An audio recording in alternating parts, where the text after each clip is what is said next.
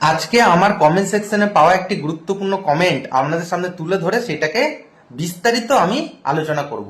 সেই কমেন্টটি হচ্ছে, একজন ব্যক্তি আমাকে কমেন্ট করে জানতে চেয়েছেন, আমার হিয়ারিং হয়ে গেছে তারপরেও ইসিআই নেট অ্যাপে দেখাচ্ছে যে contact your BLO or ERO.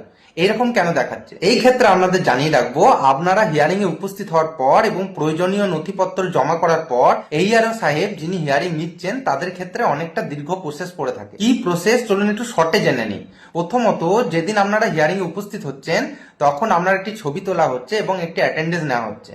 তো এইআরও সাহেবরা হিয়ারিং এর শেষে সেই ছবি, অ্যাটেন্ডেন্স সহ আপনার নথিপত্র কিন্তু পোর্টালে আপলোড করেন। বর্তমানে লজিক্যাল ডিসক্রিপেন্সি হিয়ারিং এর চাপের জন্য একজন এইআরও সাহেবকে বর্তমানে 500 থেকে 600, কোনো ইয়ারও প্রায় 1000-এর মতো হিয়ারিং পার ডে নিচ্ছেন। একজন এইআরও সাহেবের ওই হিয়ারিং কমপ্লিট করতেই প্রায় রাত 8টা-9টা হয়ে যায়। তারপরে উনি যতজন হিয়ারিং নিলেন প্রত্যেক ব্যক্তির ডকুমেন্টস ওনাকে পোর্টাল আপলোড করতে হয়। সুতরাং হিয়ারিং এর দিনের দিনেই ওই ডেটাগুলিকে আপলোড করা সবসময় পসিবল হয়ে ওঠে না। এই জন্যই অনেক সময় এটা 2-1 দিন ডিলে হয়। সুতরাং এই ক্ষেত্রে আপনারা ভয় পাবেন না। আপনাদের হিয়ারিং হয়ে গেছে মানে আপনাদের সমস্ত ডকুমেন্টস এইআরও সাহেবের কাছে আছে, ওনারা ওনাদের সময় মতো ঠিক ওইগুলোকে পোর্টাল আপলোড করে দেবে। আপনাদের এই বিষয়ে চিন্তা করার কোনো প্রয়োজন নেই।